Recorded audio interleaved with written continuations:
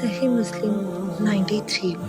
کہمس نے ابن بریدہ سے انہوں نے یحییٰ بن یعمر سے روایت کی، انہوں نے کہا کہ سب سے پہلا شخص جس نے بصرہ میں تقدیر سے انکار کی بات کی معبد جہنمی تھا۔ میں یحییٰ اور حمید بن عبد الرحمن ہماری حج یا عمرے کے ارادے سے نکلے۔ ہم نے آپس میں کہا کاش رسول اللہ صلی اللہ علیہ وآلہ وسلم کے صحابہ میں سے کسی کے ساتھ ہماری ملاقات ہو جائے تو ہم ان سے تقدیر کے بارے میں ان آج کل کے لوگوں کی کہی ہوئی باتوں کے متعلق دریافت کر لیں۔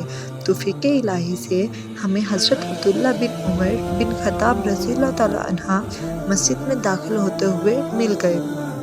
میں اور میرے ساتھی نے ان کو درمیان میں لے لیا، ایک ان کی دائیں طرف تھا اور دوسرا ان کی بائیں طرف۔ مجھے اندازہ تھا کہ میرا ساتھی گفتگو کا معاملہ میرے ہی سپرد کرے گا، چنانچہ میں نے عرض کی، اے ابو عبد الرحمن، یہ عبداللہ بن عمر رضی اللہ تعالیٰ عنہ کی کنیت ہے۔ واقعہ یہ ہے کہ ہماری طرف کچھ ایسے لوگ ظاہر ہوئے ہیں جو قرآن مجید پڑھتے ہیں اور علم حاصل کرتے ہیں، اور ان کے حالات بیان کیے۔ ان لوگوں کا خیال ہے کہ تقدیر کچھ نہیں، ہر کام نئے سرے سے ہو رہا ہے، پہلے اس بارے میں نہ کچھ طے ہے نہ اللہ کو اس کا علم ہے۔ نعوذ باللہ۔ ابن عمر رضی اللہ تعالیٰ عنہ نے فرمایا، جب تمہاری ان لوگوں سے ملاقات ہو تو انہیں بتا دینا کہ میں ان سے بری ہوں اور وہ مجھ سے بری ہیں۔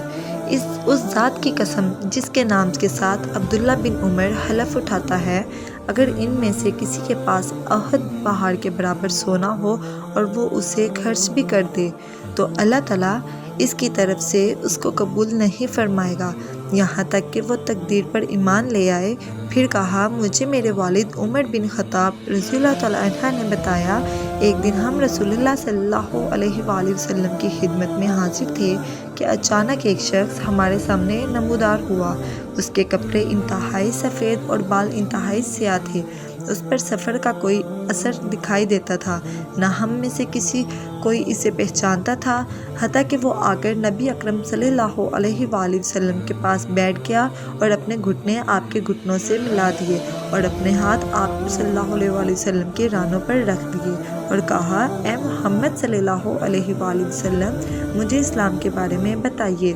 رسول اللہ صلی اللہ علیہ وآلہ وسلم نے فرمایا، اسلام یہ ہے کہ تم اس بات کی گواہی دو کہ اللہ تعالیٰ کے سوا کوئی عبادت کے لائق نہیں اور محمد صلی اللہ علیہ وآلہ وسلم اس کے رسول ہیں، نماز کا اہتمام کرو اور زکوٰۃ ادا کرو، نماز کے روزے رکھو، اور اگر اللہ کے گھر تک راستہ طے کرنے کی استطاعت ہو تو اس کا حج کرو۔ اس نے کہا، آپ نے سچ فرمایا۔ حضرت عمر رضی اللہ تعالیٰ عنہ نے کہا، ہمیں اس پر تعجب ہوا کہ آپ سے پوچھتا ہے اور خود ہی آپ کی تصدیق کرتا ہے۔ اس نے کہا، مجھے ایمان کے بارے میں بتائیے۔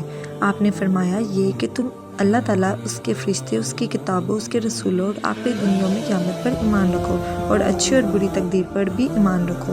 اس نے کہا، آپ نے درست فرمایا۔ پھر اس نے کہا، مجھے احسان کے بارے میں بتائیے۔ آپ نے فرمایا، یہ کہ تم اللہ تعالیٰ کی عبادت اس طرح کرو گویا تم اس سے دیکھ رہے ہو، اور اگر تم اسے نہیں دیکھ رہے تو وہ تمہیں دیکھ رہا ہے۔ اس نے کہا، تم مجھے قیامت کے بارے میں بتائیے۔ آپ نے فرمایا، جس سے اس قیامت کے بارے میں سوال کیا جا رہا ہے وہ پوچھنے والے سے زیادہ نہیں جانتا۔ اس نے کہا، تو مجھے اس کی علامت بتا دیجیے۔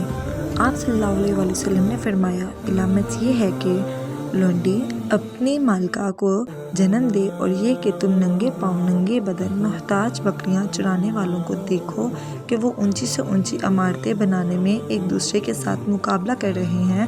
حضرت عمر رضی اللہ تعالیٰ عنہ نے کہا، پھر وہ سائل چلا گیا۔ میں کچھ دیر اسی عالم میں رہا، پھر آپ صلی اللہ علیہ وآلہ وسلم نے مجھ سے کہا، اے عمر، تمہیں معلوم ہے کہ پوچھنے والا کون تھا؟ میں نے عرض کی، اللہ اس کا رسول زیادہ آگاہ ہیں۔ آپ صلی اللہ علیہ وآلہ وسلم نے فرمایا، وہ جبریل علیہ السلام تھے، تمہارے پاس آئے تھے، تمہیں تمہارا دین سکھا رہے تھے۔ سبحان اللہ۔